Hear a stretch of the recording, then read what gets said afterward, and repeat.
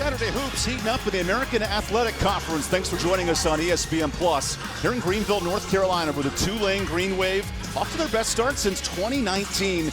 East Carolina looking to get healthy, 0-3, good home team here inside Minges Coliseum, and a chance for both clubs to make a huge statement in the American on ESPN Plus.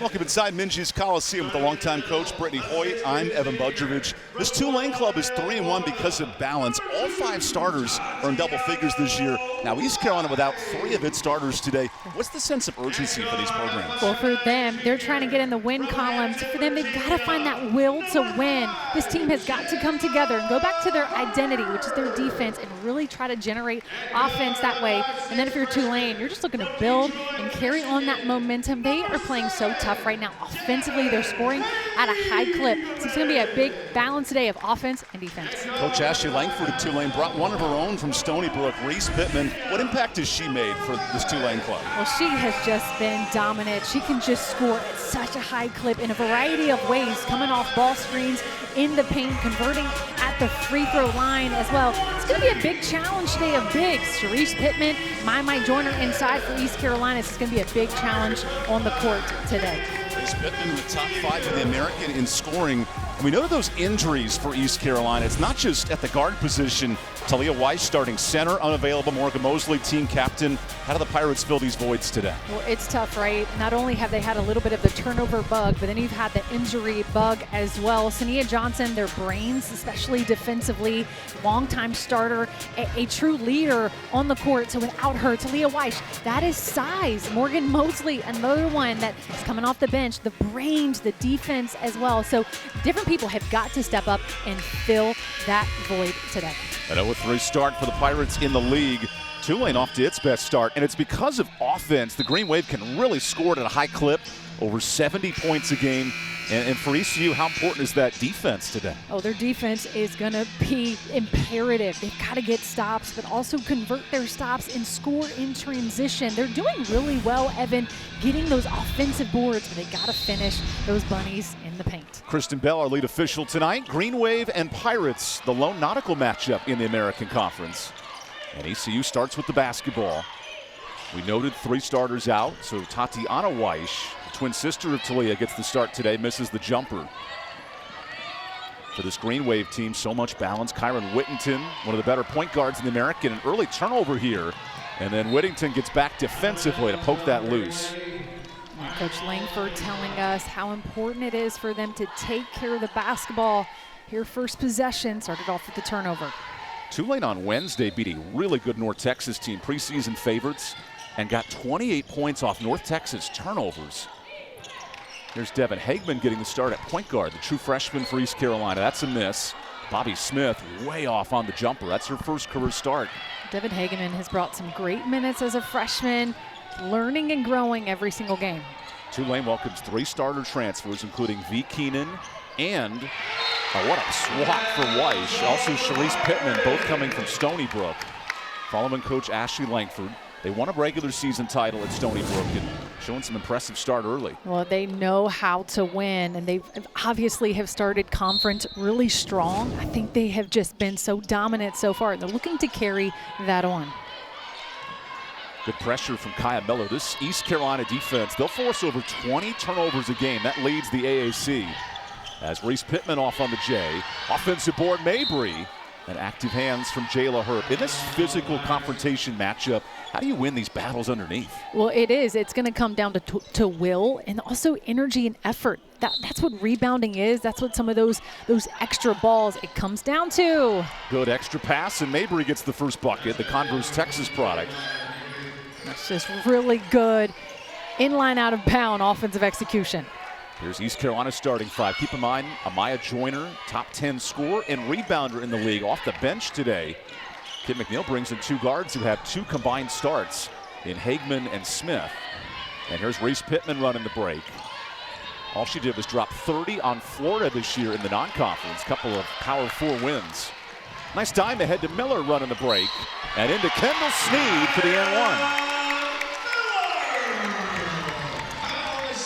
Great pass ahead right here for Kaya Miller. Devin Hageman, nice leading her, and Kaya Miller using her body, being strong, going up tough, getting that and one.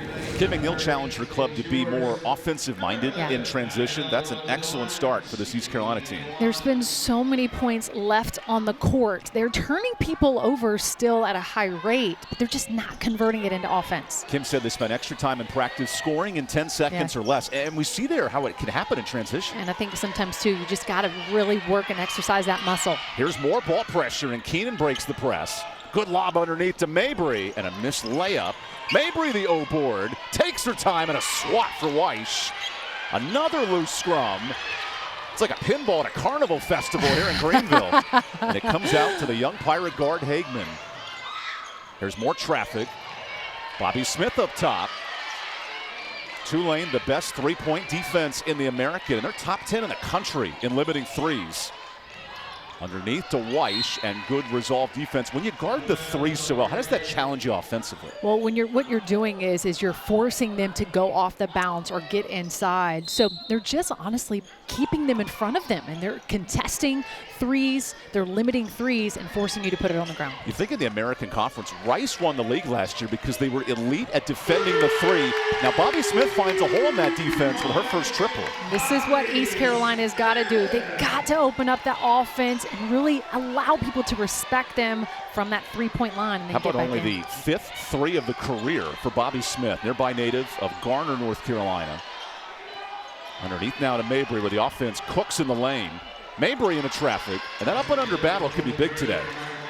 Mabry got in foul trouble in that North Texas. I'm expecting to see her come out with a little bit of fire today. Her field goal percentage is, as a career, 56%. That's seventh all-time in Tulane history. It's amazing. Ashley Langford, the coach, is actually third all-time in field goals. What a start. Devin Hagman, another three. This is what East Carolina needed, to find some offense early. How about from the three-point line? And the Pirates only hit 4 threes a game. They have half of that in the first quarter. As here's the true freshman driving in. That's no good. Sadie Shores the miss. Great ball ahead.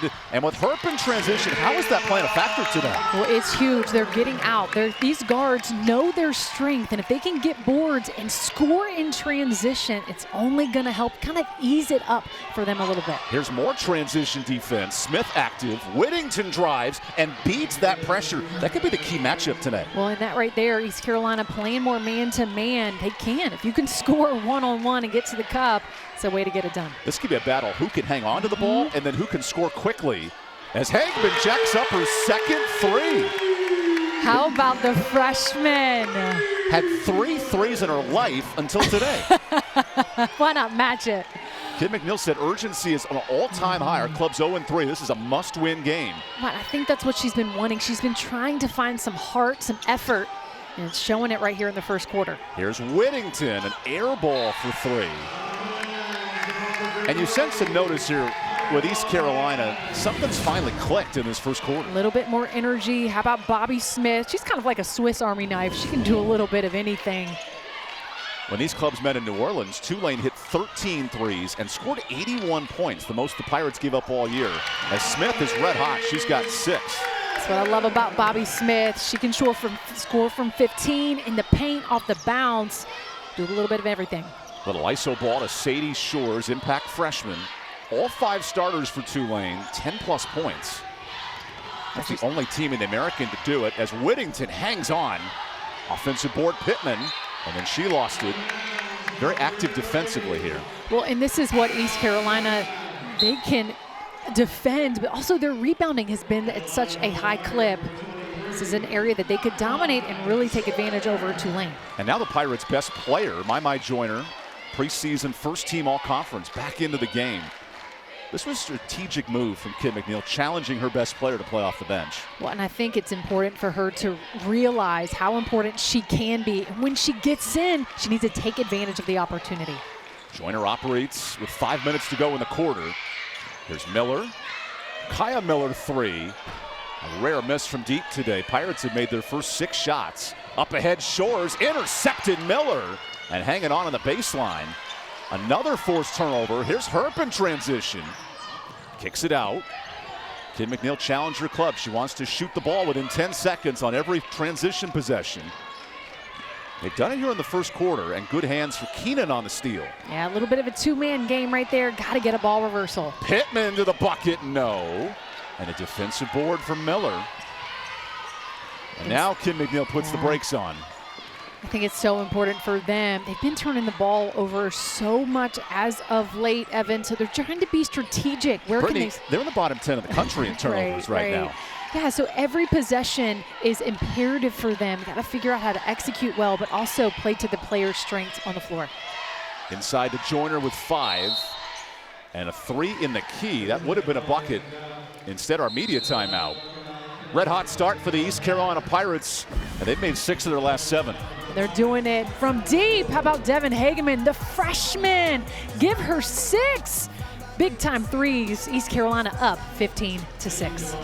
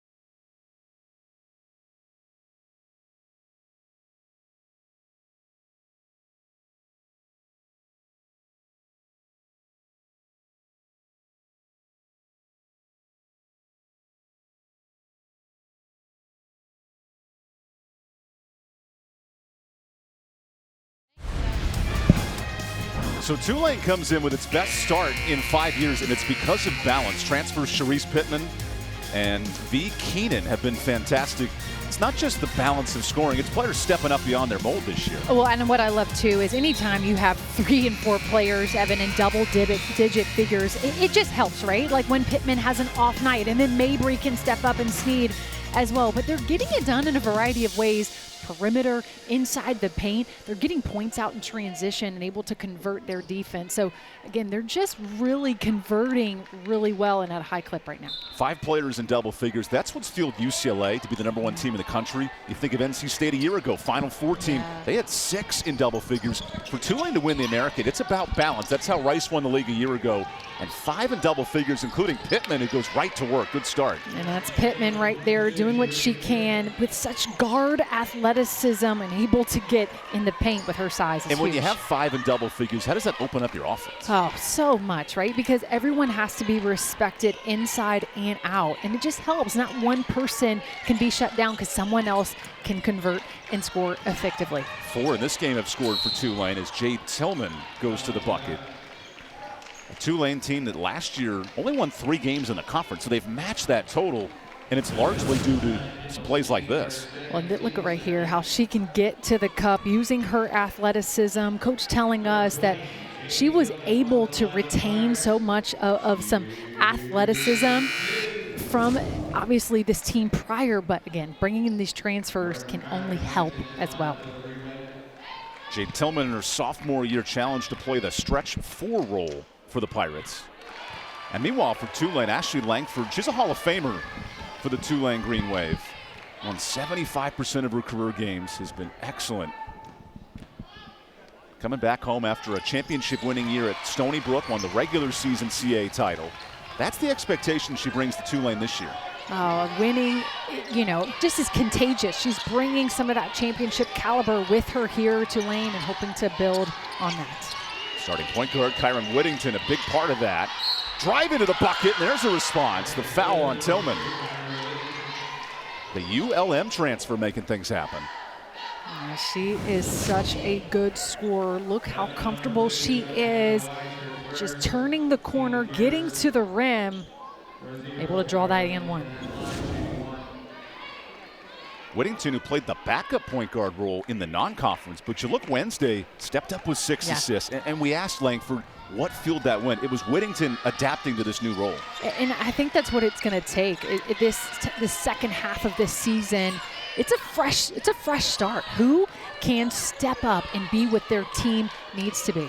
In the American, a 9-9 team won the title last year in Rice. Right. It's not the perfect UConn formula of 5 years ago, as Kyle Miller and the Pirates are 4 of 5 from deep. This is big for the Pirates. I think they needed to see some life, especially come alive for their offense. Whittington on this end, little teardrop, and that falls. Again, getting to the rim.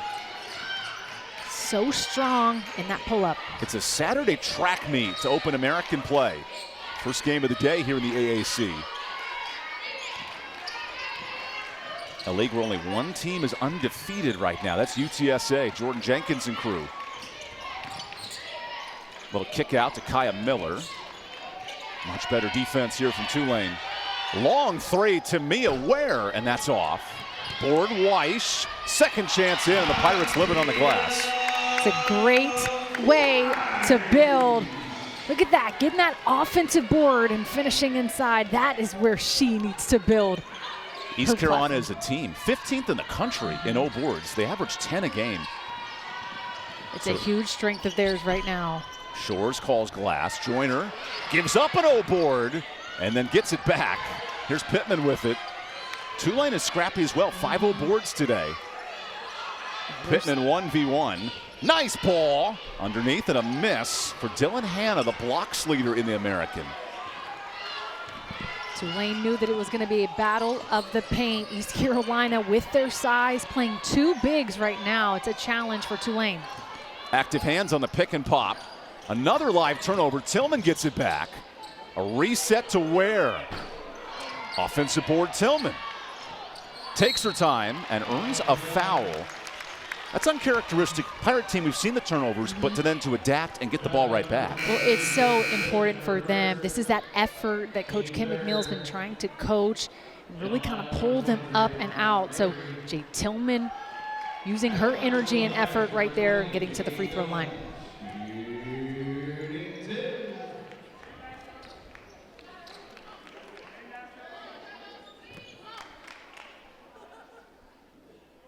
Jade Tillman, who averages 3 points a game.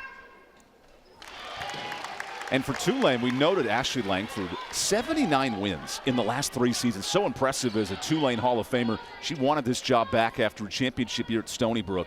And to come from a team that won 3 games in the league to now being tied for second, what a transformational start. Oh, man. I mean, just what she did at Stony Brook was just so impressive and just created a winning culture. And then she's hoping to bring that back to her alma mater, which is so special, a Hall of Famer. Tulane's won 7 of their last 8, and Coach Langford said that's due to our defense. Yeah. Now, today it hasn't been the case, but where can the offense help out? Yeah, I think for them, they're just going to have to settle in a little bit offensively. They're obviously making a run right now, but kind of just settle into their offense, run their sets, and see if they can. As Sadie Shores does just that, there's a miss. This is Tamia Ware, the transfer out of UCF. Tillman in attack mode. That dish almost intercepted. Miller baseline, hangs, that's no good. Hard rebound for Hall. And now Whittington runs it up the court. We have not called Key Keenan's name yet. Top 3-point shooter in the American. There's Keenan, right on cue, a deep 3. You spoke her into existence. You can't leave a shooter like that wide open, too. No, 46% from 3. Evan, you got to know where she is at all times. She is, as Coach says, a sniper. And that sniper is 53s on the season, best in the American. Tillman on this end has it blocked. And now Tulane can push. Whittington hanging on for dear life. Good ball. Keenan draws space. Perfect dish. Underneath and hand of the bucket. You hear Coach Langford telling them to run, to run. Time running down. Ware 3 at the buzzer. 26 in the blink of an eye for the Pirates. East Carolina from 3, 5 from 8 in this first quarter. That was the Pirates' first half total last week. That's right. East Carolina scoring efficiently. They're up end of the first quarter here in American.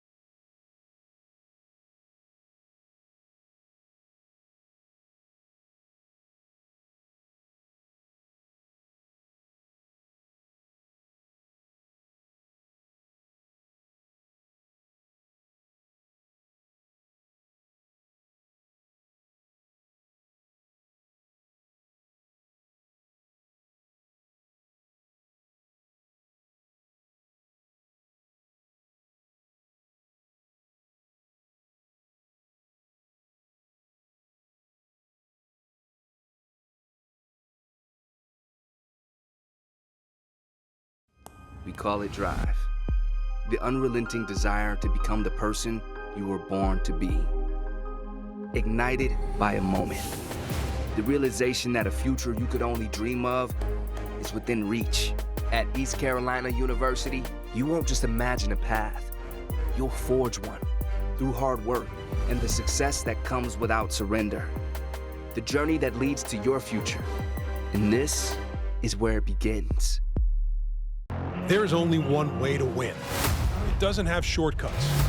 It's a spirit to outwork, outsmart, and outlast the competition. Catch me if you can. It demands boldness, grit, and guts. It says we can, and we will. It's what separates us from the rest. There's only one way to greatness, and that's the American way.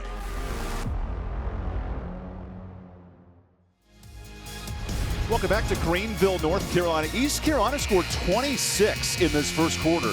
Entered the season 330 in the country in three-point shooting. That is not efficient. Now today, Brittany, what's fueled this 5 of 8 start? Well, it's got to just be some energy and effort.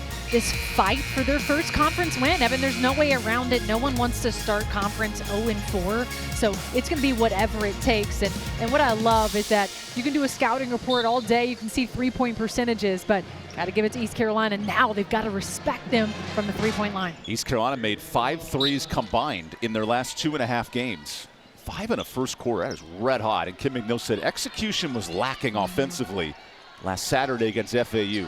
Well, what they've been doing is getting shots up in practice, and it's paying off. As Kayla Hampton comes off the bench, the Bossier, Louisiana product with a bucket.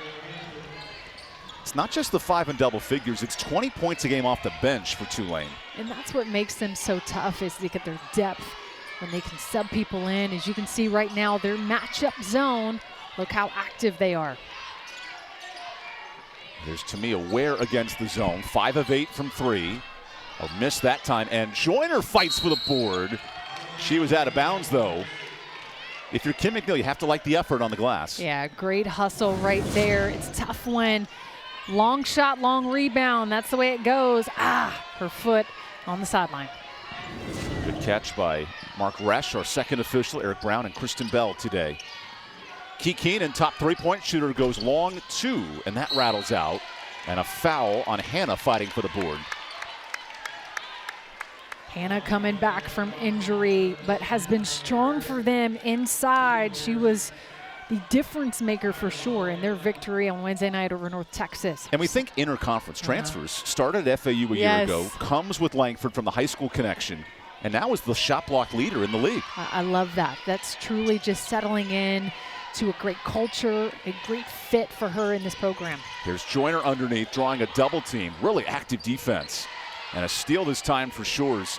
Think of interconference transfers. Jordan Jenkins at UTSA may be the best to do it. She came from another school in Texas, North Texas, coming over. And then a foul on Weiss. She'll sub out. Here's Anjanae Hutton, the transfer as well. She's out of UCF. Formerly interconference. That's right.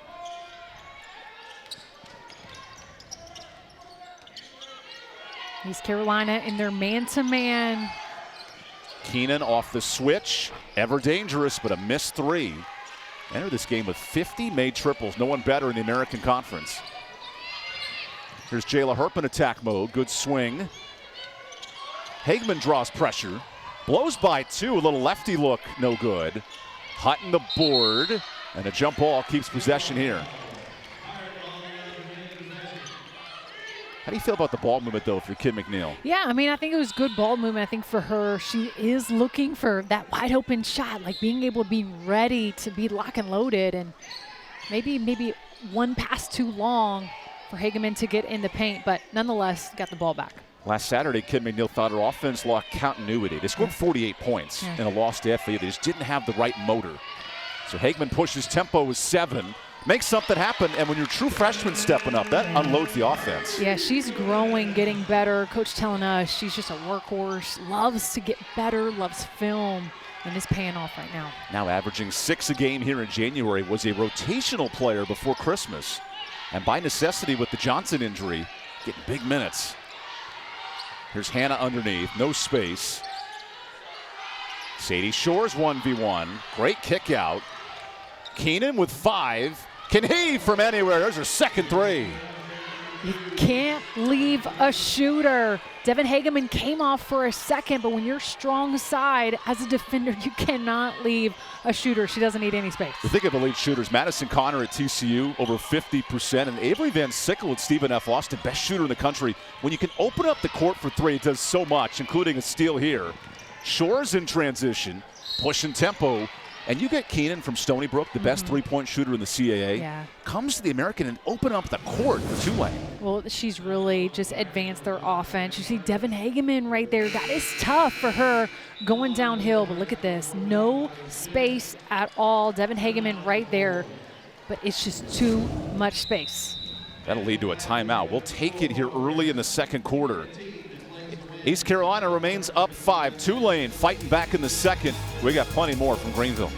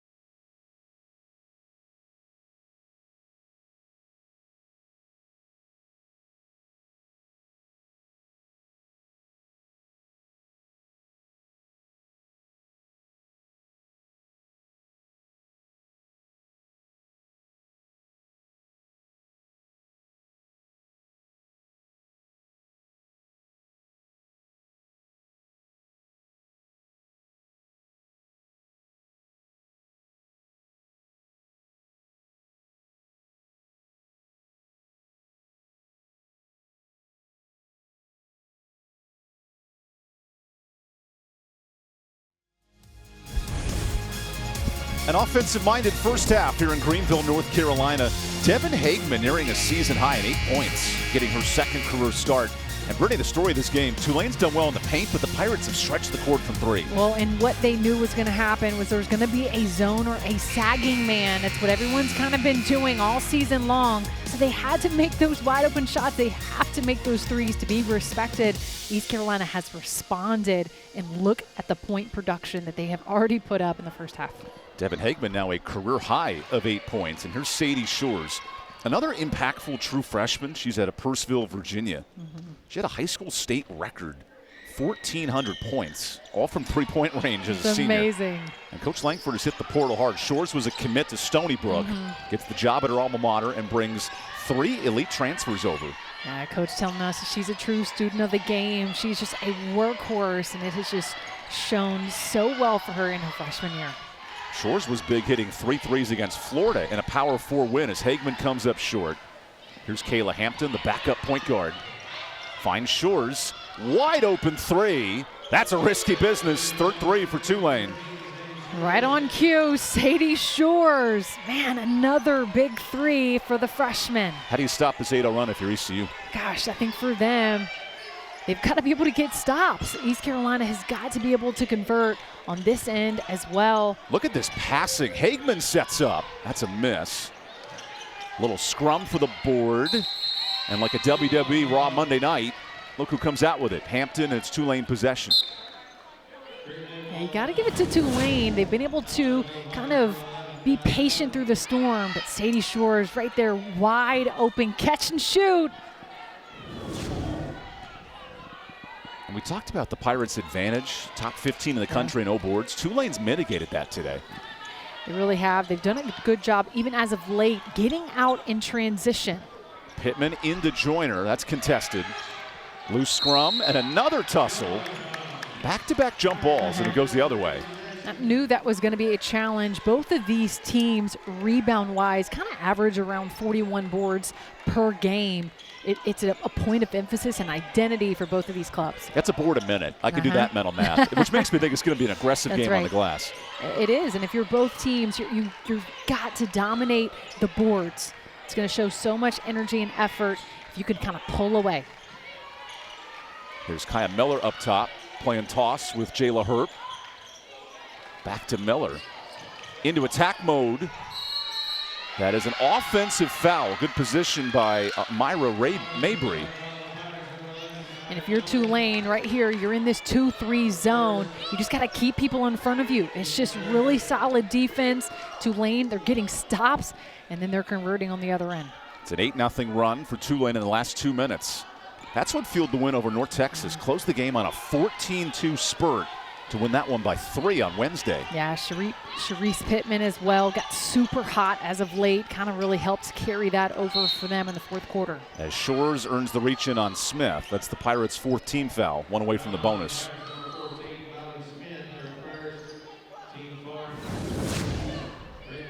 Yeah, just get your Bobby Smith right here. You got to keep people in front of you. Move your feet, use your body. Good inbound, and Mabry's there.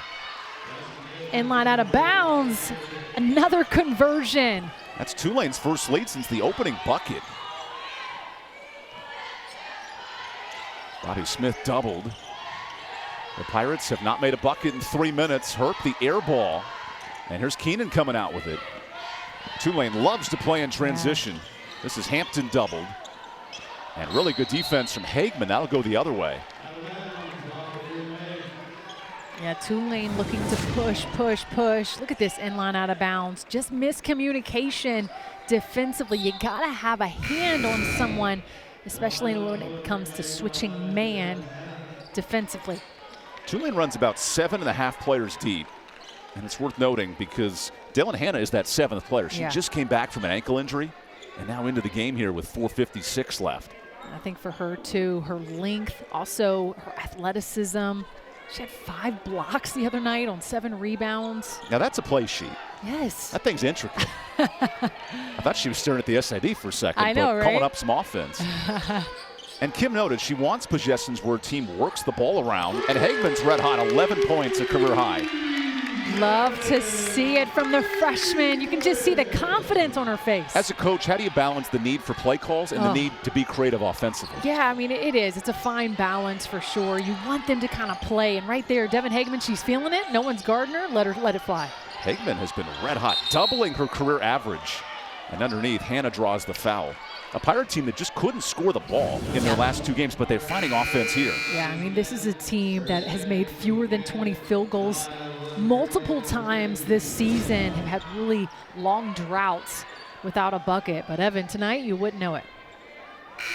A Pirate team that's on pace now to 10-point outscore their average. They only put up 60 a game. And this is what they've been missing. They've been trying to find that scoring piece, and tonight, Devin Hageman stepping up to the challenge. Big free throws for Dylan Hannah, the FAU transfer. And what Hannah did last year, she was the best field goal shooter in the league, 58%. Brings that along, but then a defensive toughness that's been so big for Tulane. Well, I think, again, her length, what she brings in the paint and out, and her ability to finish and get boards is huge. Now, if there is a bugaboo in this 3-1 start, it's poor free throw shooting as Hageman comes up short. A good scrum underneath for Mabry. Keenan so electric with the ball in her hands. Here's Sadie Shores behind the back. Great entry, and Shores is short.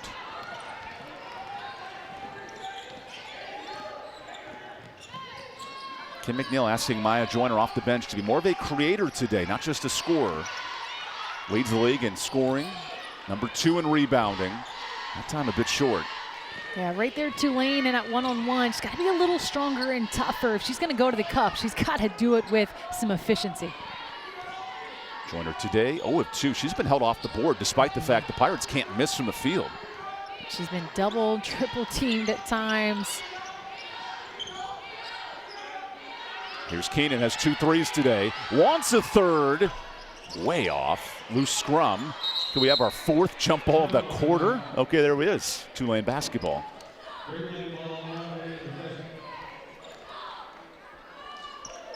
Yeah, got to get on the boards.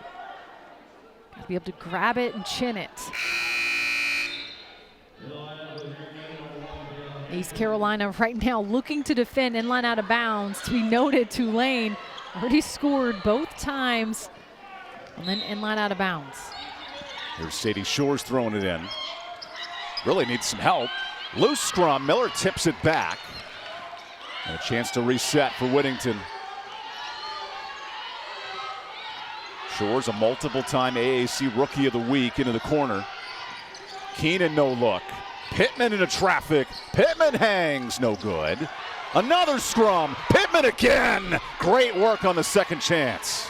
Pittman staying with it. Again, a really great high post drive for her, staying with that offensive board and finishing for 2. Tulane has matched the energy, outscored by 8 in the first quarter, now back up 1. Here's Herp underneath.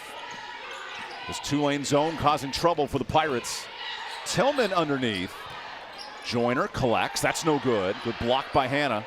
A good strong presence from Hannah down below, that internal battle of size. Now Tillman the steal. Keenan gets it back. Whittington drives. Good block, Herb. Energy picking up late in the first half. East Carolina right now in their man-to-man, typically a matchup zone team. Shores on the switch. Drives into Tillman, nice block. Hageman dives, Keenan attacks. And I believe a shot clock violation. Yeah, that's ruled a turnover. Although it would have been Tulane ball, but no time left. So many loose balls. You see Shores trying to go to the cup. Jay Tillman with a tip. Look at this, Evan, on the floor again. Feels like an EDM concert. Let the bodies hit the floor. So much effort going after loose balls. Now, I'm more of a Skrillex fan myself as a 90s kid. I don't know if electric music was in your genre. No. Kim McNeil felt like she was rocking up the boombox they did. She wanted more energy from her team. She was. They're going man-to-man. She just wants to be able to keep people in front of them. And Jayla Herb's putting on a one-woman show. 3-point concert, 7 threes for the Pirates. You just know there's got to be a sense of relief too, especially Jayla Herb. She just hasn't been able to produce as much in this gym this season. So hats off to her making that wide open three. It's a first half AAC high in threes for the Pirates with 7. Hannah underneath into some traffic. Joyner up ahead, incomplete. Herb, good effort, but out of bounds. That's just one of those turnovers that you just don't need. Look at Jayla Herb right here. Defense going underneath a screen. She's able to knock it down. Pittman breaks the pressure. And Whittington travels. 6 first half turnovers for Tulane. Tulane right there just has got to take a little bit of a pause. A little bit of some happy feet trying to get to that pull-up jumper. You ever see the Penguin documentary, Happy Feet? Oh, yes. The Antarctic penguins? Oh, yes. My favorite flight was Bird. Yep. The kids are in an ice age fix right now. Ooh, interesting. Yeah, I did like the saber tooth. Ray Romano was great in that movie. Here's a loose scrum. Tillman underneath. That's no good. And the Ice Age queen herself, Joyner, going back to the line. When Joyner attacks the boards, it's been a real mismatch for Tulane underneath. And she has such physicality and ability to go to the rim. She's got to do it with confidence. I think we got a contact. Officials reviewing this call here.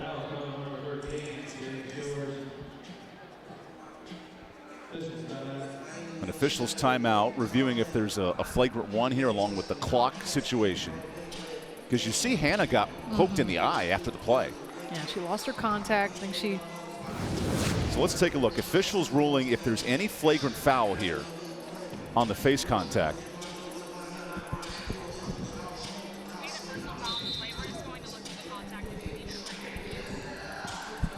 Yeah, Brittany, do you see any extra contact here? Not really. I mean, see right here, going to the rim, Jade just got some extra body contact right there. Her right arm upon the layup. I think it caught Hannah in the eye. So that was just Jade Tillman, honestly, just going up for the putback right there.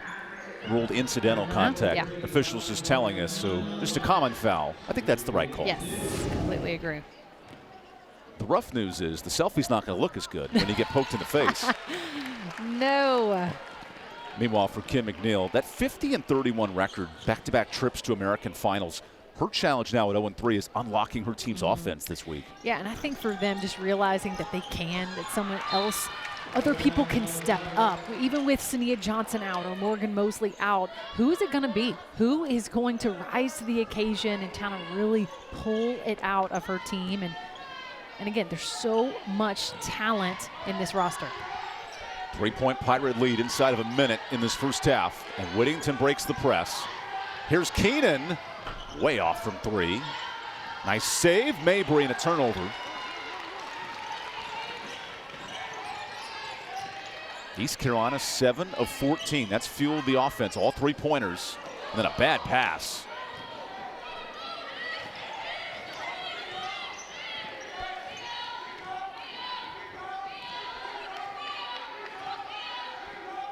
Tulane has turned the ball over 4 times since the media timeout. They want a clean possession in the half.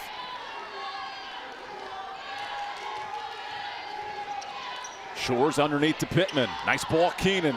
Draws the double. Inside. Mabry waits. No good. Joyner was 7. Plenty of time. Joyner throws a heave. Miller hangs on. 2 seconds. Miller misses.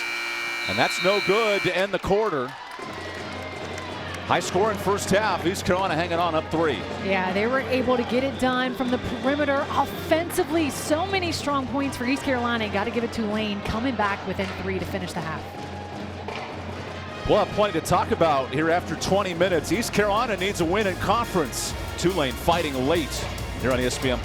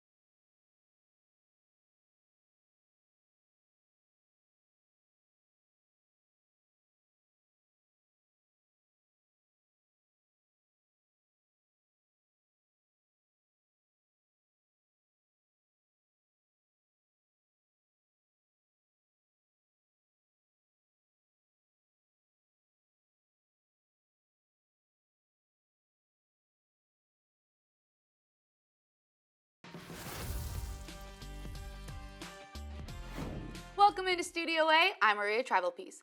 It has been quite the year in the American Athletic Conference. There are great plays on the field, the pitch, and the basketball court. So let's take a look at some of those top moments from 2024. Winning championships is one of the best parts about college athletics, so the first play we'll look at comes from the men's soccer final. Brigham Larson breaking away, finds the back of the net. That's a golden goal. 49ers win the American. Heading over to the basketball court, North Texas down to their final seconds. A full court lob to Robert Allen, lays it up off the glass. Mean Green win this one. The volleyball championship came back in 2024 and stellar moments came with it, including a kick save, that's right, a kick save from Thea Carter. The athleticism was unmatched. Speaking of athleticism, let's take a look at the American Softball Championship and the outfield play. Charlotte's Michaela Mitchell robbing a home run at the wall. Fired up, brought it back down, saved the game. 49ers win that one and the entire tournament. Coming in at number 6, East Carolina and UAB. Mimi Joyner grabbing that rebound off the glass. Now she's going to dribble behind the back, take the ball the length of the court. Still trying to score though, and she will. Falling away, 2 points for Joyner. Big time players step up in big moments, and there was no moment bigger than this. Wichita State and Tulane all tied up at 10 in the title game. Jackson Lynn bashes that over the left field wall. Green Wave win the American. Heading back over to the basketball court, East Carolina, this man's name is Jordan Riley. You might know it from SportsCenter because of this dunk going up and over the opponent. The only way to describe this is, oh my goodness. Let's go from a dunk to a dive. Here's what I mean. Kathy Garcia Soto lunging backwards, full extension. She's not done yet though. Lobs it over to Marissa Tribal Peace at first base for the double play. Bulls just making incredible defensive plays the entire season. Now on to the football field. Bryson Bailey was the offensive player of the year for a reason because, boom, he can stiff arm people like that. Bulldozes his way all the way to the end zone. They don't call him Captain America for nothing. He is the strength, the confidence, the leadership, and he led his Black Knights to their first ever American Conference Championship. There's another first ever American Conference champion, and they were led by goalkeeper Maeve English. Here she is against South Florida, jumping up, just deflecting that ball. Maeve English leading the Pirates to conference champions. It was hard to pick just 10. If you happen to see more plays in this upcoming year, make sure you use the hashtag #AmericanTopPlays. Now, let's get you back out to some more action.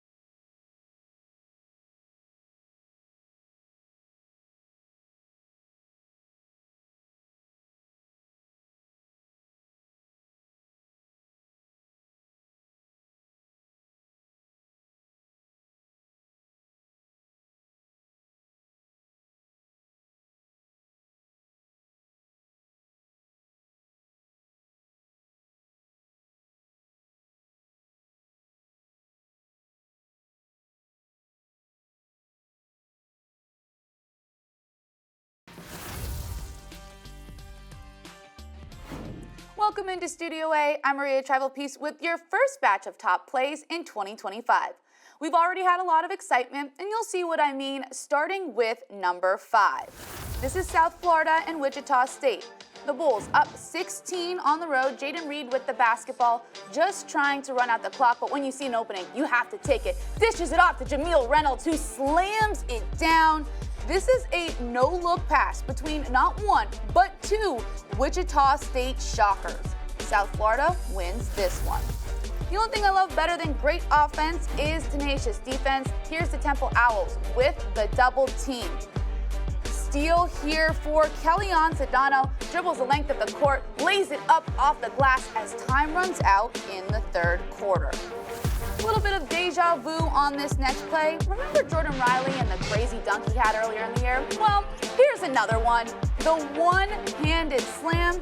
It seems to be becoming quite commonplace for this Pirate.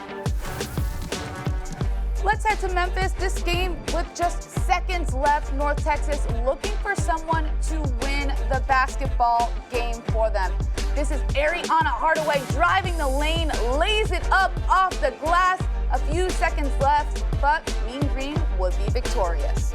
I promised excitement, and nothing screams excitement like a tie game with just a little bit of time left on the clock. At right, pulls up, swish!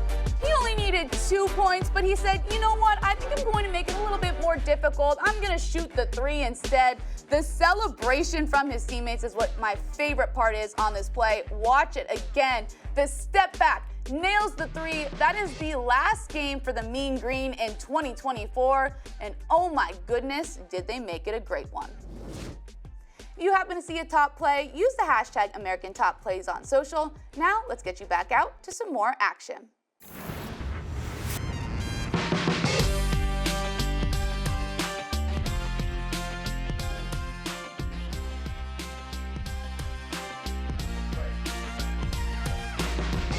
I'll get it to you.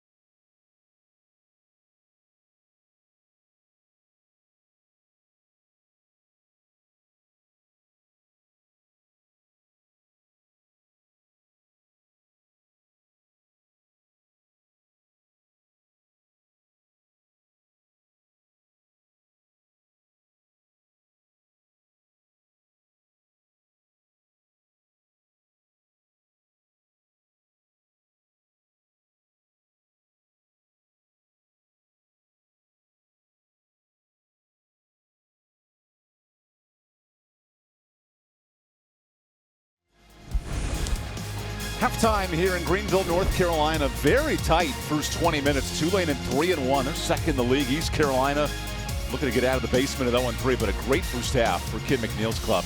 Welcome back inside Minji's Coliseum. Good news, it's very warm in here.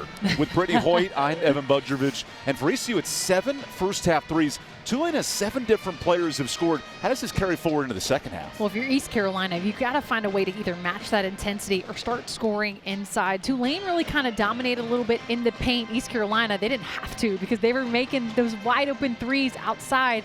Tulane has now got to guard that from the perimeter. But Tulane, they were honestly converting so much in transition, getting out quick.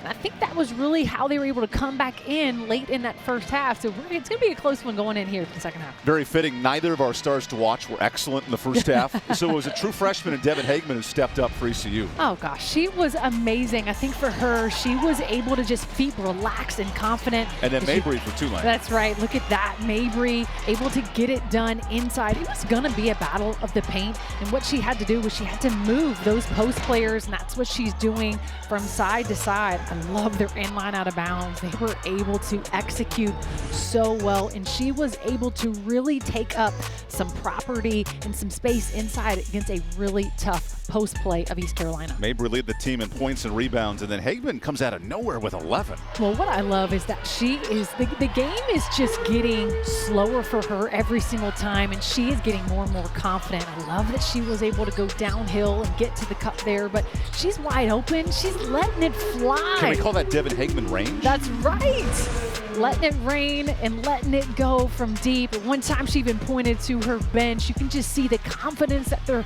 fueling her with. 3 for 5. Give her a career high already in the first half. That's Hagman's best scoring game since the second week of the season against Furman, all the way back in November. So clearly, this is going to be a battle in the paint. Tulane really good down low. Not as good second quarter scoring for either team. How do they find their offense here in the third? Yeah, I think if they're both of them, they're just going to have to settle in and read what the defense is giving them. Both teams really kind of switched up their defenses. Who can execute each of their game plan better? This is East Carolina's first halftime lead in the American. 0-3 start for a reigning finalist. Reached the conference finals last March. Tulane has matched its win total from a year ago, and all 7 players have scored for Coach Langford. As Hagman the miss to start the second half. Herp the same, and Herp earns a foul. That was an area Kim McNeil challenged her club. Be more aggressive on the glass. This is an area that they have been really strong in, really crashing the O boards. It's just trying to convert those into points. Jayla Herp with so much energy. And when you hold back a smile after earning a foul, you know you're doing something right. Oh, that's what I love about her. Again, suffered that ACL. You know, when you get to watch a game for a whole year on the sideline, I did the same in college. Man, you appreciate the game. You start to learn the game, and she's become a student of it, and here she is. We think of impact players. Herp's a 20-point-a-game scorer. Sammy Puisis at South Florida, maybe the best three-point shooter in this conference, took the year off last year. USF went 9-9. Yep. This year she's back, and they're the lone undefeated team, including a win over Duke. It shows you when you get great guard play back in this conference, you can be an elite team. Yeah, it really is. Got to have good guards to win at this league. Nice save by Reese Pittman, the Stony Brook transfer. Underneath Mabry, earning a foul. And that fine from Whittington was impressive. Just a really good two-man game right there. Mabry is just so strong. As you can see right here, Pittman, some great hustle. And then how about that nice feed to that opposite block? Tulane at the free throw line has really struggled this year, last in the league at 62%. Now, a big part of that has been misses for Kendall Sneed, who we've not called her name a ton today. Sneed's only played 5 minutes because of foul trouble. Rest of the team, 4 of 6 from the line today. And that Tulane baby blue, it's a great color. It really is. I love the accent colors that people are going with this really baby blue. I love it. Liberty's going to it. The city of New Orleans, yes. Oh, no doubt. Liberty with that soft blue. It is. All the different Crayola colors. I used to have a 64-pack of Crayola, and then it had the sharpener on the back of the color.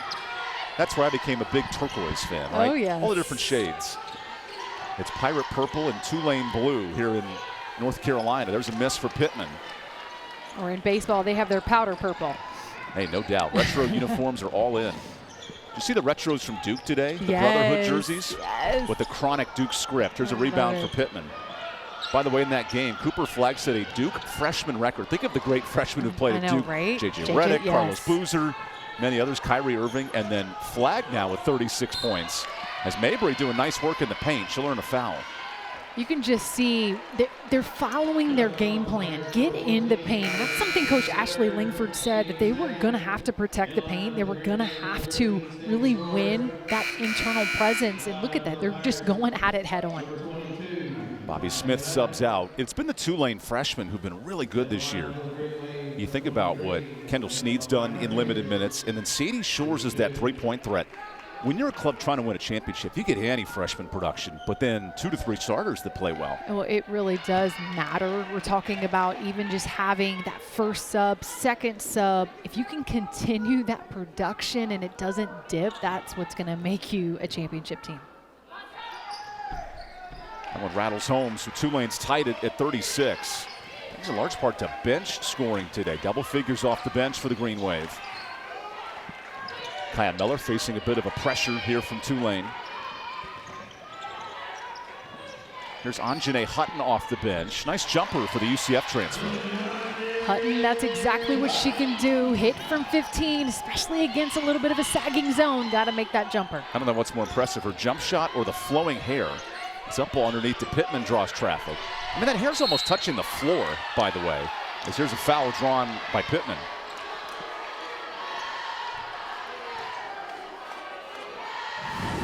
Good save right here. Great heads-up look from Jayla Herb from 15. And that's what this team has got to do, especially with sagging man, sagging zone. They've got to hit that 15. Another foul. Mabry back to the line. And Tulane in the first half, 20 points in the paint, finding more success here in the third. They are, and it's from just simple execution right here, in line, out of bounds. You've got to know where your man is. You've got to switch. You've got to have physical touches before you literally have to touch your teammate as people are cutting and moving. And that's forced a tactical change. Hutton just came out, the undersized Jade Tillman now in. So Kim McNeil making a position adjustment as well. Well, I think, too, in that substitution right there, I mean, you just got to do your job defensively. Right there, she didn't stay with her man, and they were able to score an easy and get to the free throw line. Tulane, 8 of 11. That'd be a season best from the free throw line. It's going to take something like that today for either of these teams to come out with a win. I know in the seeding right now, it's the 3rd seed against the 11th seed, but it's totally different how it's unfolded. Yeah, and anything's possible, obviously, still coming to their own. Injuries are a factor. So much can change even in the next few weeks for East Carolina getting people back. Here's Devin Hagman, who's blasted with 11 in her first start. Joyner underneath, quadruple team. That's an air ball. And then a matchup zone there again. 3 people on My Joyner.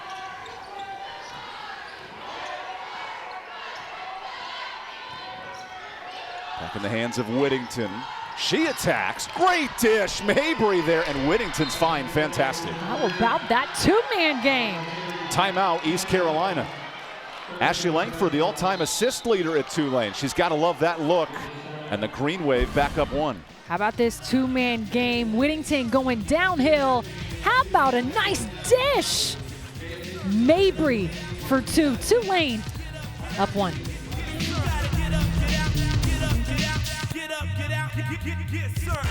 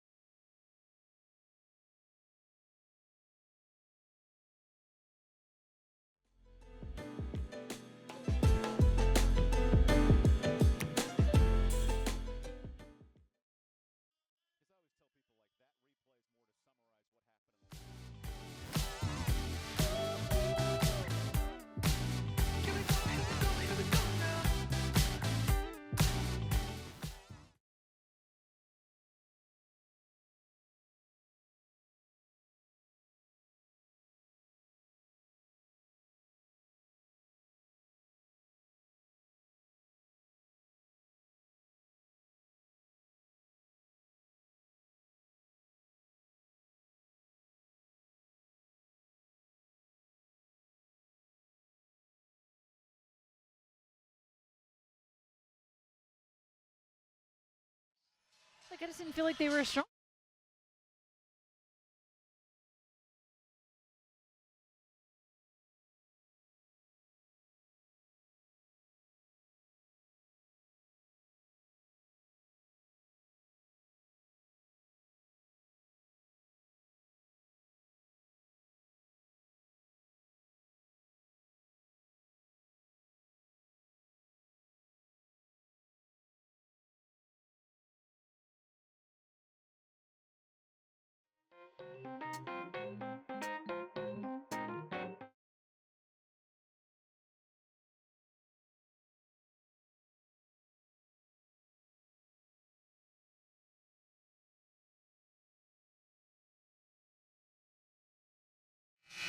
As a reminder, help everyone across the country, especially in California dealing with wildfires. Donate at redcross.org/ESPN to help the Red Cross respond and help people recover. It's been a dangerous week out in Southern California, especially in the Pacific Palisades area. And we send our thoughts and prayers and a good chance to help out our friends all the way across the country.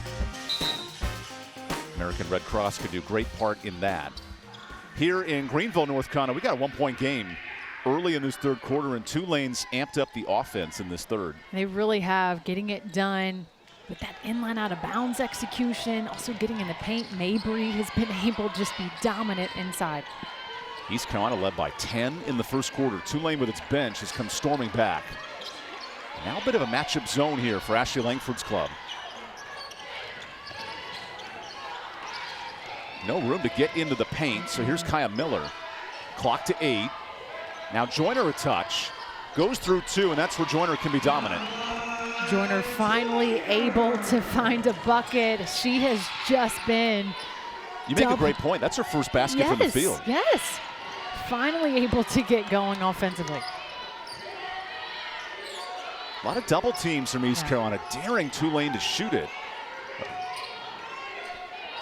Extra ball. Whittington dared, and maybe that's why. A Tulane team that shoots it at 33% from deep. How much success today? Underneath Joyner. Works the baseline. Good hand, Sadie Shores, and the cheerleaders get run into. Now Joyner pops back on the screen. She's back. Tulane, though, couldn't take advantage of the transition play. Yeah, and that's something they definitely want to do, is really run in transition. Here's freshman backup point guard Kendall Sneed, who was in foul trouble in the first half. Sneed goes left, gets by McDaniel, and Sneed to the free throw line. As a true freshman, that's where she's been really special. No freshman in the American Conference, more free throw attempts, 65 of them. Well, she does really good going downhill. You could even see in that moment there, kind of being patient, one-on-one opportunity, get defense on her hip. But she's been really productive scoring-wise, also getting on the boards. Has struggled as of late in the last few games, so hopefully she can get back going. Sneed becomes the 8th player to score for Tulane. And the Pirates also have 8 players that have scored. Very balanced here to open up this Saturday slate. Later in the day, we'll have USF and North Texas, the 2 top teams in the league. It's amazing. And Tulane's only 1 game out of first as we're a quarter of the way through the conference. Think back to last year, Rice, who won the league at 9-9. They started 0-4. There's no number that you can overcome in this league. As Hagman's sitting on 13 and counting. Just that confidence that she has right now. She's seeing the ball go through the rim. She's finding that space and taking her open shot. Here's Reese Pittman. Great shot fake and a foul drawn. Remember, Hagman had 30 points all year. You get half of those in one game. You'd love to see a freshman just kind of settle in offensively, hit those jumpers.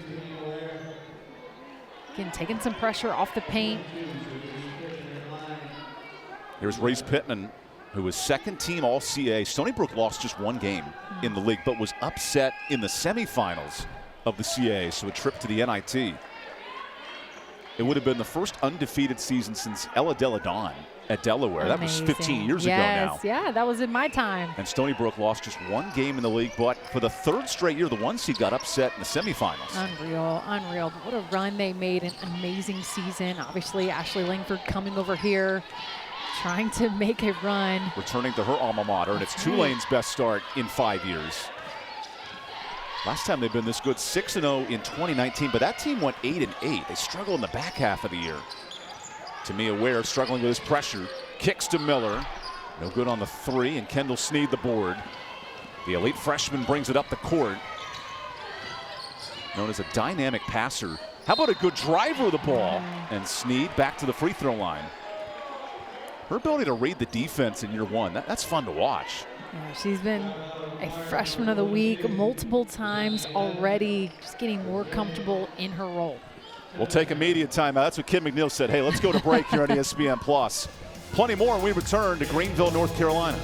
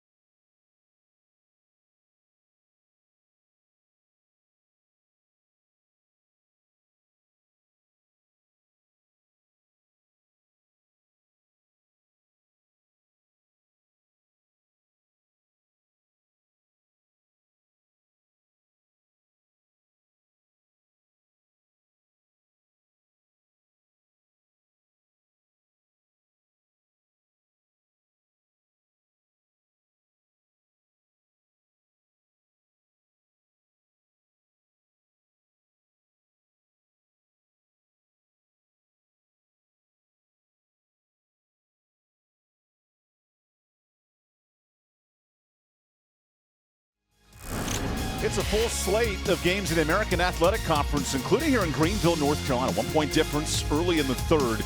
UTSA a convincing win over Wichita earlier today. And Jordan Jenkins has been electric. Preseason player of the year, 5-0. Now a healthy USF team with Jose Fernandez. Another good start. Brittany, who's impressed you in the American so far? Well, I think South Florida for me has just been, they're just always so impressive, especially from the three-point line, just showing so much of their athleticism, just with internationals as well. But to me, it's going to be USF and UTSA. And then always, you know, what's Rice going to do? Obviously, just an amazing run that they had last year. But this league is competitive. It's really athletic. It's a gritty league to me. So who can make some really late February and March runs? That is what's going to matter when it comes here to the end of that conference tournament time. Since UConn left the league a decade ago, there's been 4 different champions in the last 5 years. Yes. And remember, Rice was the 9 seed and won the tournament. You look at the standings now, Temple's about to win. So they'll most likely move to 4-1. You can clearly tell there's a little bit of a separation in the top half to the bottom half. It really is, and who can separate themselves, and then you just never know who is going to be able to kind of turn some things around. It's Florida Atlantic. That's going to be another one as well that things can go either way. North Texas right there, get that one loss, obviously the other night. So it can go either way, Evan. This league it's gritty. It's really gritty, and who is going to be able to really pull away? Right now in Greenville, East Carolina without the scoring presence of Amaya Joyner. She's the double-double leader in this conference and has been held to 3 points. Now as we sit late in the second half, Tulane back up 1 after trailing by as many as 10. you understand the grit and the toughness of Ashley Langford's team, because defensively they've really improved in the second half. They really have. They're just showcasing a lot of their different tools that they have. I love some of the depth that they have of girls coming off the bench and able to produce at a high level. Free throws for Kendall Sneed out of this timeout.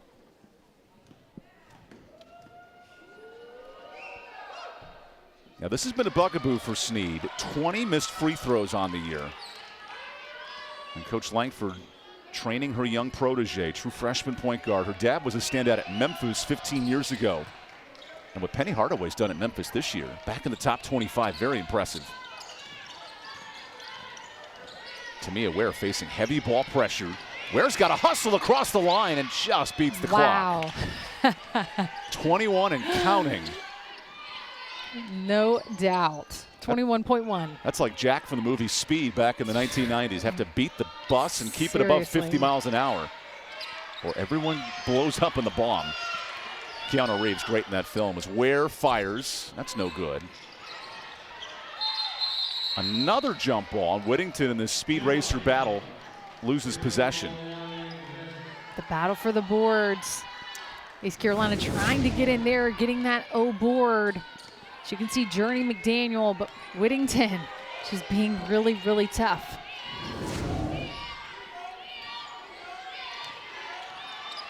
Here's Dylan Hanna into some traffic. Reese Pittman draws the double. That's where Pittman's really good, the jump shots. When she can face the basket, she is dangerous, able to go off the bounce, and this just has a really nice self-touch. Pittman in her last 4 games, up to 17 a game. Today, though, held in check, just 8 points. That has definitely been a size challenge for her in the paint. She's had to be creative. Here's Journey McDaniel, the ETSU transfer, her first minutes. Not an overly shooting lineup. This is more of a paint lineup for Kim McNeil. So Joyner fires a jumper, and a foul on Pittman, pushing away McDaniel. How do you find some offense if you are so paint-oriented for ECU? Yeah, I think for them, they're going to have to move the ball. They're going to have to find a way either to hit that high post jumper or just keep moving the basketball. Find a way with some O boards to convert. McDaniel does just that off the window. Great attack right there. Journey McDaniel from the bench. That's 11 players to score if you're Kim McNeil. All 11 who've checked in. Yes. We noted Tulane, they're the best starting scoring team. 5 players, 10 or more. But it's the depth of the Pirates that have them within 2. Right now in their matchup zone. Pittman underneath, good ball, and a swat from Joyner. A really great 2-man game, but Joyner getting a piece. The athletic, nearby native of Farmville, holding up defensively. Now it's Hutton into Pittman. A lot of contact, and Hutton to the line. So Pittman has 3 fouls here. Their sagging Tulane is really making East Carolina earn their offense. You can just see right here. Look, Pittman is sagging defensively, but then coming down. And Brittany, I love the activity of Amaya Joyner. To get across the court, that fuels that transition play. It's huge. And she's got to have a big body and take up space. And they're going to respect that. And they're going to put 1 or 2 people. Look at this. Oh, nice. Great defense. My Joyner coming from across the other baseline to get a piece. It's only her 12th block of the year, but it feels like with her size and physicality, she could be an elite defensive presence. She really can. The length that she has, the athleticism. She's going to definitely take some conditioning for sure to run that down. And that's the challenge in terms of elite shot blocking. Yeah. Sedona Prince at TCU has anchored this Horned Frog defense, almost 3 blocks a game. That's why TCU's back in the top 15. MK Timpson at Florida State, really good at affecting shots, and Joyner doing the same here in Greenville. There's a kickball, McDaniel. Because if Joyner's really good defensively, it unlocks her play as an all-AAC offensive player. Yeah, it really does. I think the stops, if they can come from her, it's just going to help fuel them offensively. If they can get out in transition, it's only going to help them. The clock does reset, and now a double team. TCU handling this pressure. Tulane handling this pressure really well. Kendall Sneed into traffic. That's a great solution. And that's where, as a freshman, she can hit that pull-up. That is huge for Tulane in their offense. Double figures points from the freshman class. This has been a huge impact group for Ashley Langford. Just having freshmen that can come in and contribute right away is just so impressive. Here's Joyner on an island. What a swat by Hannah, the blocks leader in the league. Pushing tempo, Shores. Sadie has an option.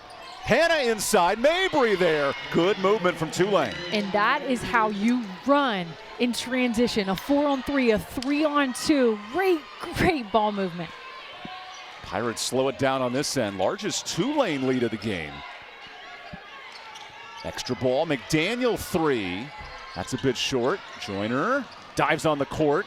Here's Sneed. Kendall Sneed pushing tempo. Open 3. Keenan dangerous. 8-0 run, timeout, East Carolina. In transition, Victoria Keenan knocking it down. The best sharpshooter in the league takes advantage here. Look at this.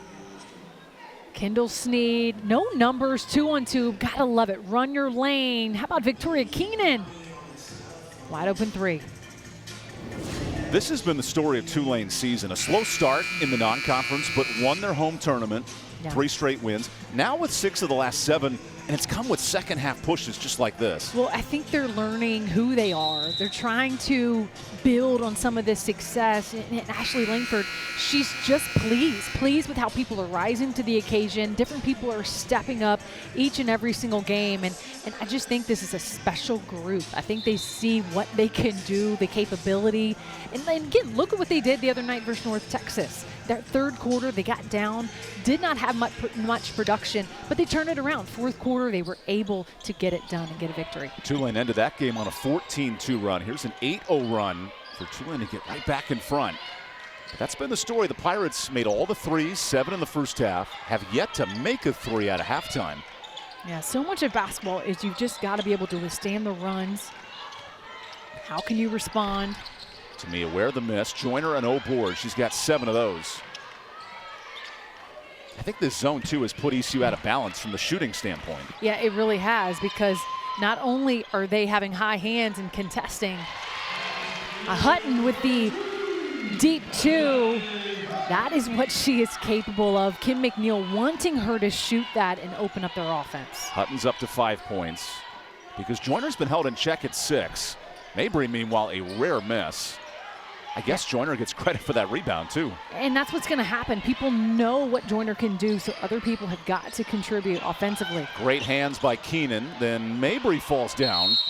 Jump ball keeps possession here with like 6 players on the floor. It'll take a construction crew to clean things up. Not just the snowplows that came through this part of the state over the weekend. They treated all the roads for minimal. About 2 inches of ice/snow came down yesterday. Melted by 10 a.m. The good news, made it for easy travel this morning. And a foul on Tulane underneath, contesting the inbounds pass. That's on Dylan Hannah. ECU 1 foul away from the bonus. Tulane in the bonus.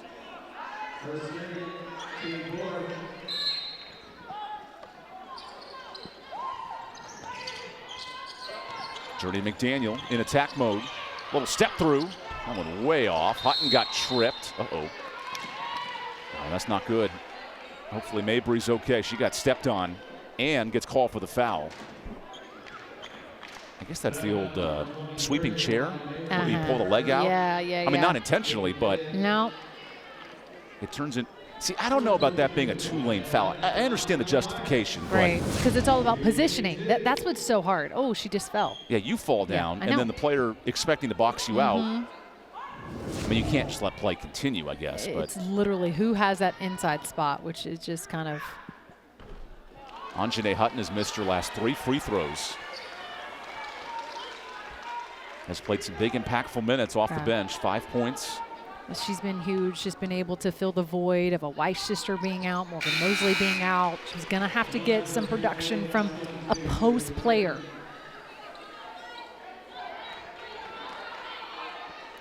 Kim McNeil always coaching. She noted more of a positive mindset this week, looking to rebound her group. Had an extra few days off with the bye on Wednesday. Tulane with time. There's Shores with 5 seconds. Sadie Shores needs help.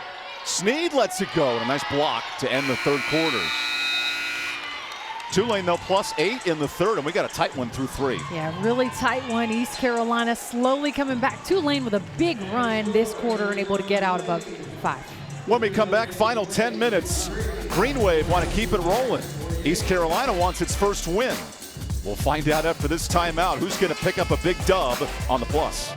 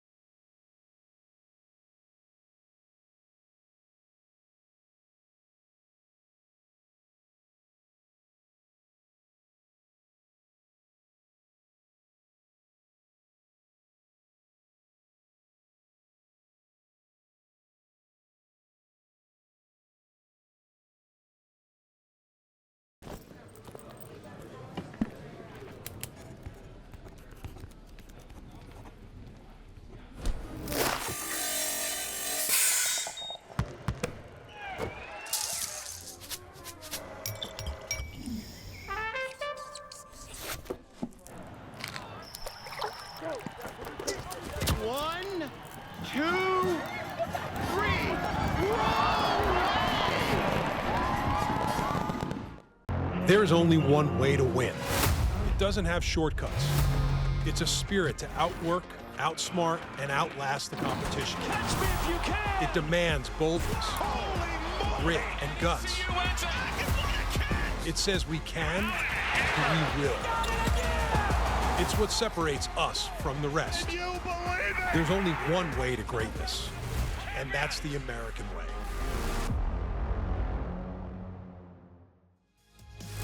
Welcome back to Greenville, North Carolina. It is a loaded Saturday slate here in the American, including a matchup of the 2 top teams in the league. South Florida, lone undefeated team, and North Texas, who suffered a tough loss Wednesday, but a good start. It's been Tamisha Lenkin doing what she does best, 8 points, carrying North Texas early. Well, you love to see it. Obviously, North Texas struggling with that really tight loss the other night to Tulane. So looking to recover, looking to come back with some vengeance here in their home game. Romy Levy with the miss for South Florida. I feel like Ian Eagle here.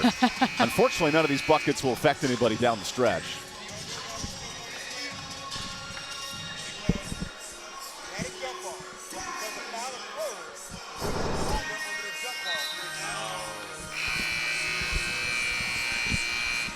It's a busy Saturday. What a nice win for UTSA to open up league play. And what an important game. If you're East Carolina or Tulane, how do you pull this one out in the fourth? Well, I think it's going to take some grit. If you're East Carolina, got to find a will to win and just really fight defensively, get some stops, score on the other end. In Tulane, you just got to maintain, honestly, their momentum. They were able to really make some runs there in the third quarter, and it happened for them on the defensive end, and then they were able. Because if you're East Carolina, getting to 1 and 3, that basically resurrects your chances here in the standings. Well, it just kind of gives you that fight, like, hey, we are in this thing. It is not too far gone, too out of hand. So this quarter is imperative. Sadie Shores with the basketball early in this fourth quarter. 11 players have scored for the Pirates. All 8 for Tulane have scored. As Shores gets past one, great dime and a recovery block. Second ball, no, and it stays here. Mabry just so tough. Honestly, their guards are creating great opportunities for her. Just couldn't convert right there in the paint. Mabry in foul trouble Wednesday. Only played 13 minutes. Really active today, nearing a double-double. 15 and 6. Here's Reese Pittman celebrating her birthday today. Pittman wants bonus free throws, instead out of bounds. Did you ever plan your birthday, Brittany? Oh, no doubt. I'm a January birthday, so yes. Oh, yes. Had many. Does that help or does it hurt you?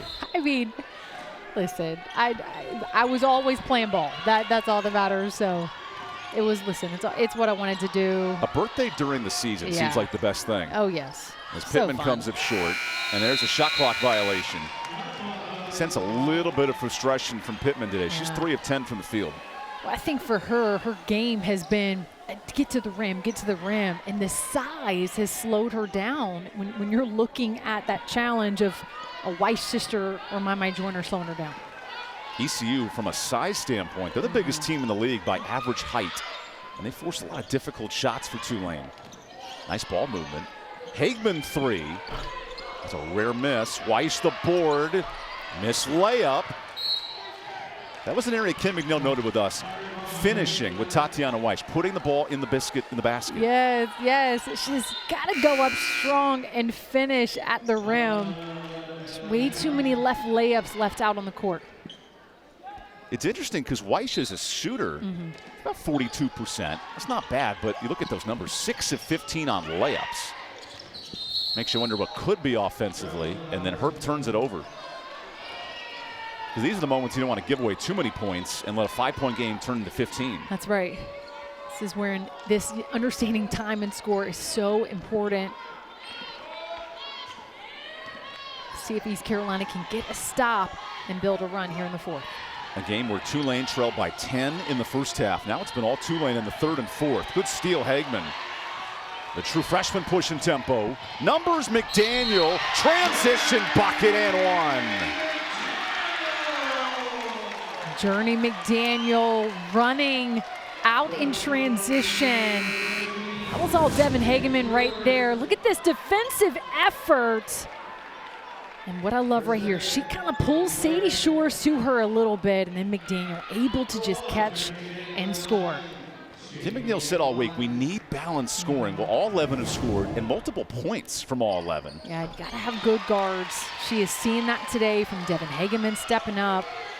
See if their defense can get them going. That's 10 fast break points for a Pirate team that loves forcing turnovers. They'll get 20 a game. Tulane's held in check. Just 9 giveaways today. That was Ashley Langford said, story of the game. If we can keep the basketball, we will come out with a win. Here's Keenan on the shot fake. Extra dish and a turnover. Now Hagman pushing tempo. Outside Herp. Open 3. Way short. Herp has struggled here in the conference, under 30% from 3. Keenan attracts so much attention from deep. Yeah, she does. She deserves it. Ranked in the country, 46% from 3. Mabry, good ball. Shores handles the pressure and draws the foul on Hagman. That's her first. Big impactful minutes today for the 5'6" freshman out of Detroit,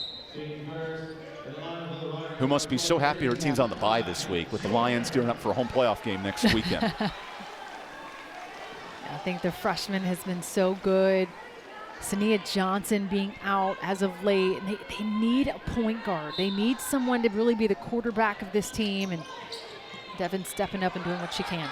2 team captain guards are out. So Hagman basically with a 4th option, now getting the start today. Here's Mabry with pressure. East Carolina right now in their man-to-man. Clock under 10 for Sneed. The true freshman blows in. Tough floater over Joyner. Sneed just getting defense on her hip for that easy layup. Remember, Sneed was in foul trouble the whole first half. Big minutes here in the fourth. Underneath to Weiss. A lot of passing against the zone defense that limits opponents to a 30% clip from 3. McDaniel lets it go. That's way off. Hagman the board.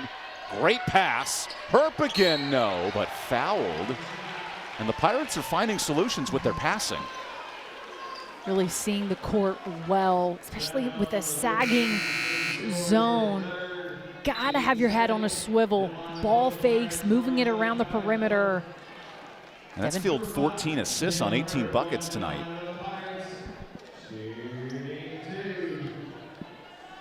I love that stat we showed earlier, though. The Pirates are 6 of 16 on layups. Yes. I mean, again, that could be a three-point play right there.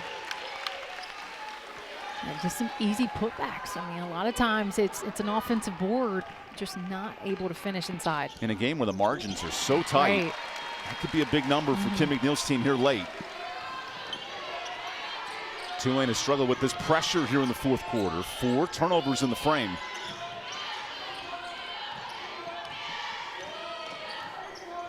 Ashley Langford loved how her team came back late. 10-point swing over North Texas Wednesday in the fourth quarter. Inside to Mabry, she trips. And a jump ball will keep possession here.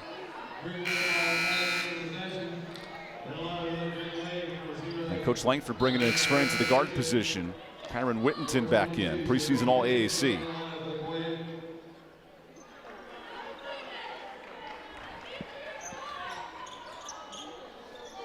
So it's 4 seniors and a freshman on the court for Tulane. Here's the freshman throwing it in. Pittman on a tough matchup with Joyner. Pittman spins, way short. Joyner pushing tempo to Herp. Jayla in transition. Yeah. Friendly bounce here in Minges. It's a great look right there. My Joyner, phenomenal passer. Jayla Herp, we're tied up here in the fourth. And transition points fueling the Pirates today in a must-win game for Kim McNeil's team. You can tell the energy's rising. Pittman, good ball, shot fake, and a finish. Dylan Hanna's been smart underneath. Yeah, in Tulane, their two-man game, their passing game is just another level. 10th lead change today. Hagman on an island, gets past Hanna. Hagman again! 15 and counting for Pooter. Where'd this kid come from? The freshman is playing out of her mind today. Look at that, a nice, just clean crossover. Taking Dylan Hanna to the cup. You love to see it for the freshman. During our phone call with Kim, this was at 8 in the morning this week. Devin was getting shots up. It shows you the extra work is paying off. Career best for Devin. She's just a player, she's competing. Now pressure from Hagman. Shores into a double. Might need a timeout here. Shores pressured. There's the timeout, Ashley Langford. And we'll take the media. Really good defense here for East Carolina. And what a tight one.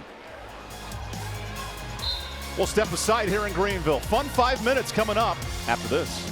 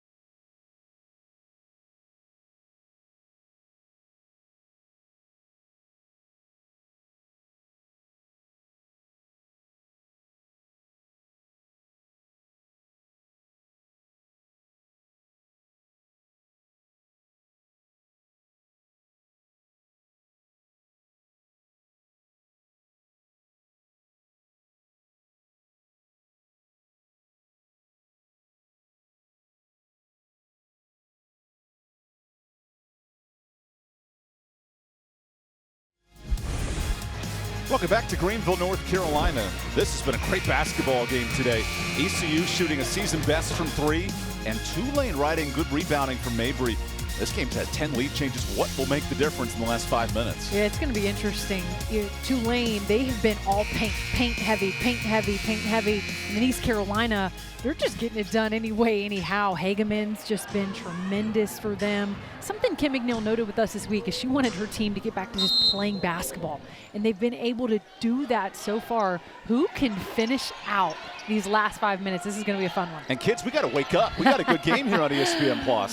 Man, this is going to be interesting. Tulane's best start in the league in 5 years, and an offensive foul on the Pittman screen. That's her 4th. How do you manage this now if you're Coach Langford? Yeah, if you're Coach Langford, I think right now their defense got to get stops, and then on the other end, go back to their strength. They were getting it from the free throw line. They were really dominating the paint. They just got to settle in if you're Tulane. That means a substitution. Dylan Hanna comes back in. And here's Devin Hageman sitting on a career best 15. This zone has caused a ton of offensive trouble in the second half. Hageman, though, drives, gets to her spot, and a miss. Offensive board, Joyner. And through 4 different players, Joyner gets the rebound and more free throws. My Joyner, that is where her strength is.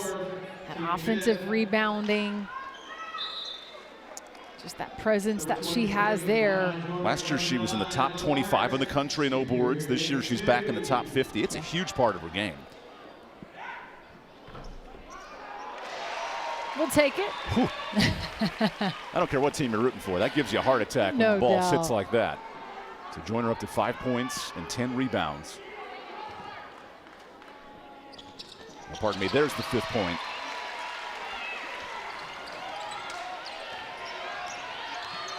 Remember, Tulane led by 8 late in the quarter, but it's been the Pirates in transition cutting into this lead.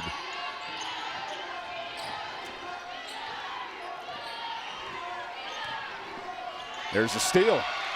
Numbers for Herp. Calls her own number. Misses the layup. Weiss is there. Another miss. Rebound Miller. 3rd chance. And an injured Tulane player. Herp for 3. Takes advantage, 5-on-4.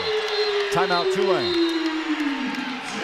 A huge 3, Jayla Herp, 2 missed layups in the paint, offensive rebound, another opportunity.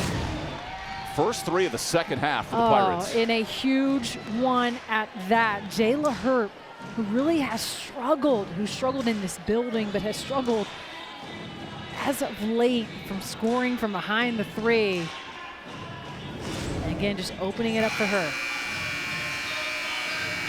Pirates have totally flipped the switch here in this 7-0 run. This was an energy game. This was a must-win game. If you're 0-3, don't want to drop to 0-4. Yeah, just for their morale, right?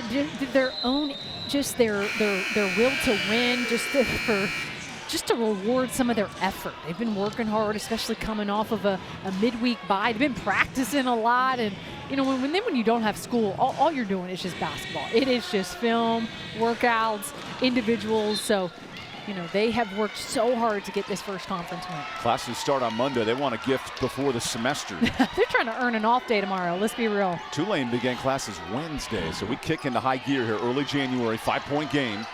Kendall Snead finds Sadie Shores, and that double team causing a lot of problems. Back up to Snead. Active hands, Miller in the steal. Herp runs the break again. Jayla to the bucket. 2 more for the Pirates in transition. Turnovers into offense. East Carolina starting it again from their defense. This is who they are. This is their identity. They're a top 10 team in forcing turnovers in the country. There's been multiple in this quarter. From an 8-point deficit, now a 7-point lead. Snead into 2, and she traveled. What's unfolded? What's gone wrong for Tulane here recently? Man, that's 4 turnovers in the last 2 minutes. You just can't do it. You've got to value the ball, especially as of late. Turnovers are missed opportunities, and then guess what? East Carolina then converting it to points on the other end. Jayla Herp able to really be tough. Kim McNeil challenged Jayla Herb to play the role of Batman. She's been the Robin. She's been behind Danae McNeil, behind elite scores. But today in this fourth quarter, she's turned it on with 15. She has, and she's a player. She's a game maker, so she can get it done. She's got to have that confidence and not overthink. Good ball to Hagman. She lets it go. Hit on the three, and David Hagman's cooking. 18. Devin Hagman, give her the ball. She's like Jack Sparrow. You give her life, she is dangerous. Yes. And she's been a sniper tonight. Shore is way off for three, and Devin Hagman having the game of her life with the rebound. 18 points for a freshman who had 30 points all year. You don't see those kind of games this late in the season. No, the freshman has just come alive. The confidence that she has today, it's just been infectious. The team has just come behind her. And then Joyner adds 2 more. She's nearing a double-double. Another timeout for Ashley Langford. 16-2 run with the Pirates' lives on the line here in the American. Okay, Kim. Oh, man. And this is what she's been wanting. She's been trying to see who is going to step up, who is going to bring some energy. Devin Hagman. And then how about going to work one-on-one in the paint with a nice friendly roll. This run's been filled on Tulane turnovers, and that energy is something we had not seen from East Carolina here in 2025. No, and this is the team that we knew that there was some fight in them, some grit. And maybe they just needed to have a Devin Hagman step up. They needed to get some energy from their defense, and they're seeing that. They're able to convert on the other end, and this is when you know this is some fun basketball where they're able to kind of really see their fruit and see their efforts come to fruition. East Carolina hits the road the next 2 games, at Charlotte, at Rice. How do you take a game like this moving forward?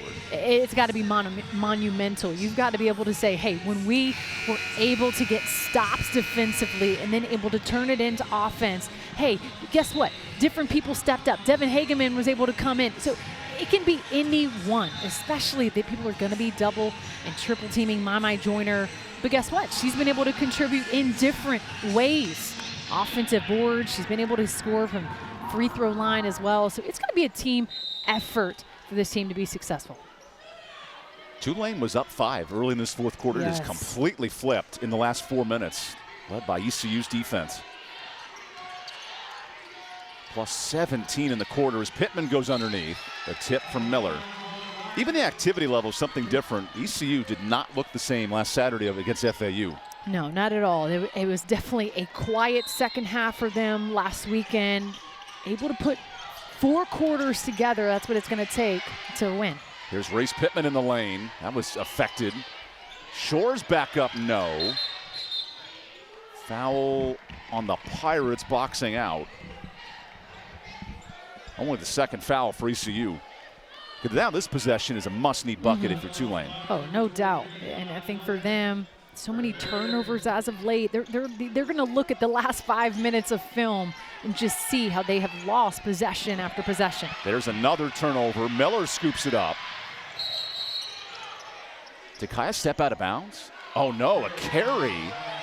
And then ECU in transition gives it right back. Interesting. A learning moment for Kim McNeil's club. That's right. Who've held Tulane scoreless the last 3.5 minutes. And it has been their stops that has turned this game around. Tulane entered this game second in scoring in the American, but cannot find a bucket here in this fourth quarter. Here's Whittington looking for a screen. Shores 1v1. Nice switch. That's a really tough look. Offensive board, Mabry, no. Loose scrum, Pittman into Joyner, and a foul on Amaya.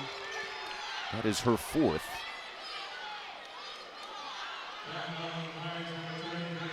Yeah, Tulane being able to stay with their offensive effort. Trying to stop the clock here, maybe get some points. They're going to have to put on a full court pressure or something, Evan, if they're going to make a run here in the final 2. Remember, Tulane had 28 points off North Texas turnovers Wednesday. This is in the formula for a Tulane team. Coach Langford gets a few seconds to drop a play here before the free throws for Pittman.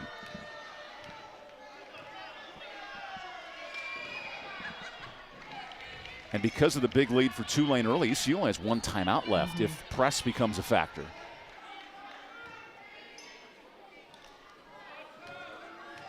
To make this a 10-point game. Pittman on her birthday gets the friendly bounce. There's that full court pressure. There's a dangerous pass, and Miller turns it over right as Coach Langford drew it up. Do you play for the 3 or the 2 here? I would hope to score quick. Mabry, who's been great, nearing a double-double, comes back in, 15 and 7. You just got to utilize time. This is Sneed with it. Underneath Mabry. Challenges Joyner with the foul trouble. That's no good. Tip drill. A foul on Tulane. Nice rebound for Joyner, who now has 11 boards and earns the foul. So free throws here. Good look right there, trying to go into Mabry, who's just been dynamic today with 15, but nice contest right in there from Mamai. That is the 5th foul on Sadie Shores. She'll still sub out. Keep in mind, these are not two teams that are elite from the free throw line, both under 65%. So this next minute 49, 1 could take the next 20 minutes, and 2 is not guaranteed it'll end.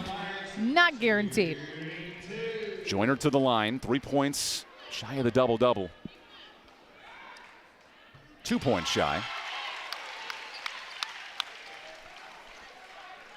Amaya Joyner, who's the active American leader, 32 career double-doubles, has responded after coming off the bench the last 2 games and gets an 0 board. Yeah, coach telling us too, she's wanting to challenge Mamai Joyner and Tatiana Weiss as well. You got to be in double digits. Got to get some double-digit boards. That's what she wants production-wise. Here's Hagman with 5 seconds. Gets the screen. Hagman underneath. Earns contact and a late foul. That's on Mabry, her second. You know, coach challenged Devin Hageman a lot this year just to switch up her gears and make sure that she wasn't going all speed, all gas all the time. And even tonight, you can just see her settling in a little bit to the pace of the game, kind of understanding time and score, when she needs to catch and shoot, when she needs to pull up. Devin Hagman has come out of nowhere. Yeah. 30 points in her whole season, right? So that's 15 games of work. And today, right, 1 game. She now has 19 points. That's amazing. Oh, good ball pressure and a foul for Weiss. Well, that's the last thing the Pirates want to do, give away a couple of free throws. Yeah, and stop the clock. Oh, pardon me, that's the 4th foul, 1 away from the bonus.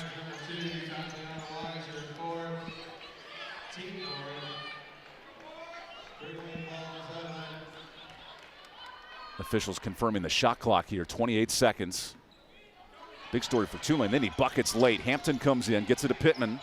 Underneath Mabry. Battling Joyner in foul trouble, no good. Pittman the board, and she's fouled. Hagman the reach. Remember, no field goals in 4 minutes for Tulane. Yeah, it has been tough for them offensively this quarter. Started with all those turnovers, all those missed possessions, and then now they're just trying to get to the free throw line, stop the clock, see if they can really convert there, and then they got to get stops on the other end. The odd part of this game, Tulane's missed a lot of buckets. It's their best free throw shooting game of the season, 15 of 19. And Reese Pittman's been a big cog in that. Perfect from the line. That continues, 5 of 5.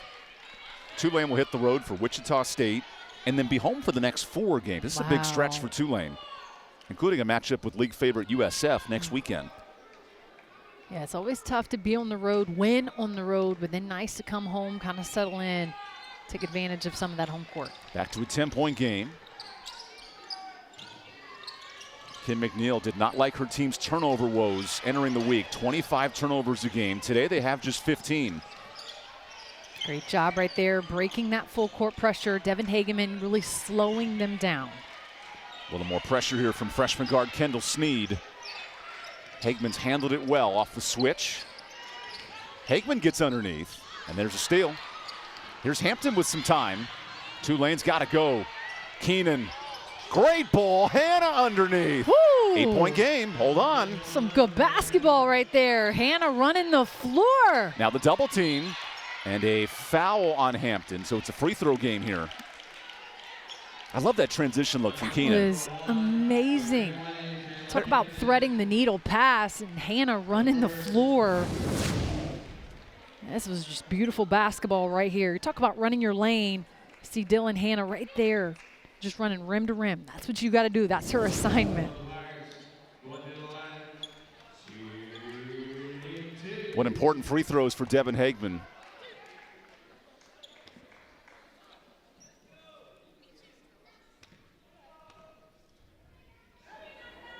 And that's the first 20-point game for a freshman since Amaya Joyner did it 2 years ago.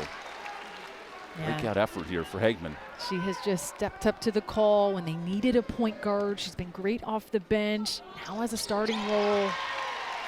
Stepped up to the challenge in such a big way. Lead remains at 10. Kendall Snead attacks. That bucket short. An absolute scrum for the Rock, and a jump ball gives the Pirates possession. Here's a timeout for Kim McNeil.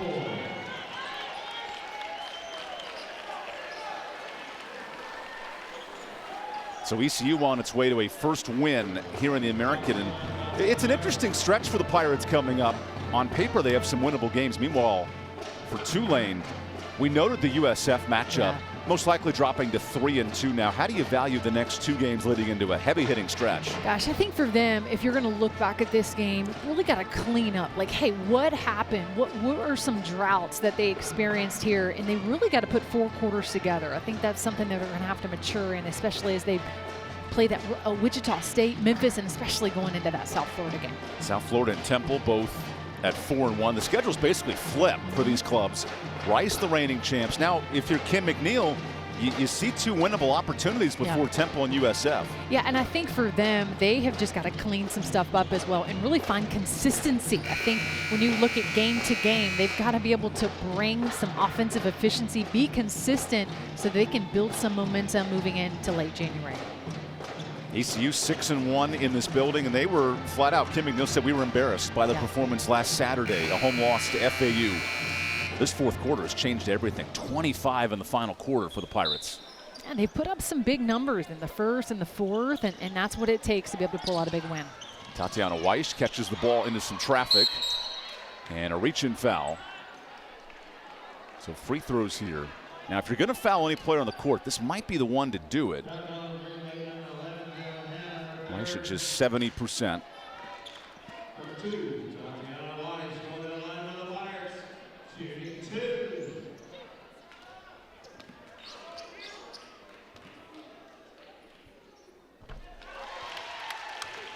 Pirates have done a much better job at the free throw line today. 25 attempts. They've made 17 of them.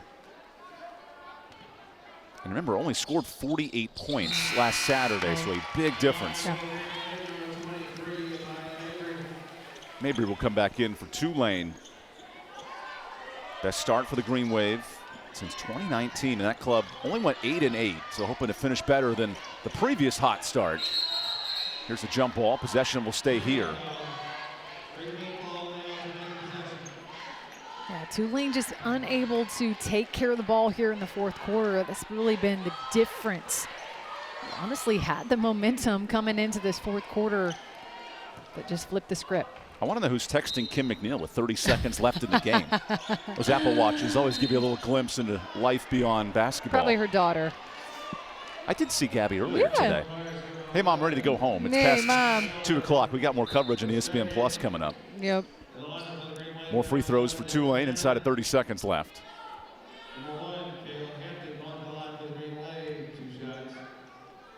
If you had 50 combined free throws on your bingo card today, you just won bingo. There's free throw 49 of the game. Don't think we would have scripted that one. Another attempt for Kayla Hampton, the Kilgore College transfer. And given ECU's turnover woes on the year, I see why Tulane is continuing to pressure. Yeah, no doubt. Obviously tonight with 16 turnovers, they have honestly turned it around with 20 plus the last 3 games prior.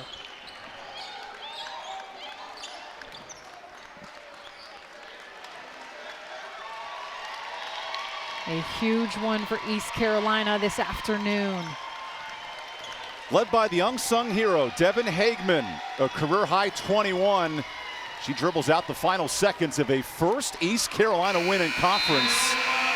Some life for this ECU club, led by their youngest player. They needed it. They wanted that first conference win. It was going to come down to a will to win. Who was going to step up? How about Devin Hagman? A huge afternoon for the freshman. 21 points. 4 for 7 3, Evan. Just tremendous from her. She's on the boards. Give her a steal as well. A team that did not have this same energy a week ago. No. Huge response. And the Pirates win their first in 4 matchups with Tulane. A home win, which is always something special. But then a conference win. They had to get on the board. They had to find a way. And then against a really good Tulane team. They're coming off some big wins. Obviously over North Texas. Had a win over Charlotte. Win over FAU. And here she is. Hello. Devin, give me a sense. Coach McNeil talks about how much time you spend, the extra effort you put in. How rewarding is a performance like this? It's very rewarding. I've been waiting for my time, and Coach Kim just trusts me, and I'm just happy that I came out and had the performance that I had. Devin, what I loved too was once you started seeing the ball go through the net, talk about the confidence that you had from Coach McNeil of just, hey, if you're open, shoot it. Yeah, that's what she's been telling me. I'm a pass first point guard, so my confidence is going to go to my teammates, and I was just happy that I could bring that today. What does it mean to break the losing streak, to get back on the win column? It feels very good. That's what I was excited about the most. I mean, of course I love to score, but my team got the victory, and this is what we came to do. Devin, I think it's so fun too as a freshman to finally, you were not a starting role player, that starting position a few weeks ago. What does it mean for you to be able to come in and then take on that role and be able to contribute? It feels very good. Like I said, Coach Kim just trusts me a lot. The work that I'm putting in is finally paying off, and I'm just happy that I got the chance to. Awesome. Congrats on the win. Thank you. Good performance from the freshman guard. And when ECU needed it, she certainly stepped up. Yeah, and she got it done in a variety of ways, knocking it down from deep really early on and kind of opened up their offense. Love that one right now. They're going downhill for her. But look at the confidence, the different pace that she was able to bring. That's what Coach Kim McNeil has been wanting from her. And that one from deep, that was just electric. Yeah, that was late in the game, too. That energy was a big difference. And then going one-on-one against Dylan Hannah, that was just impressive. Coach, first conference win, just tell us how you feel. It feels great. We're struggling a little bit right now. We got some key kids injured, and so we're just trying to figure out our way. It's like a repeat from last year, huh? Yep. Have some key kids injured, and people got to step up and, play some good minutes. I thought Journey McDaniel came in the second half, gave us some good minutes. Tamia Ware giving us some good minutes at the point.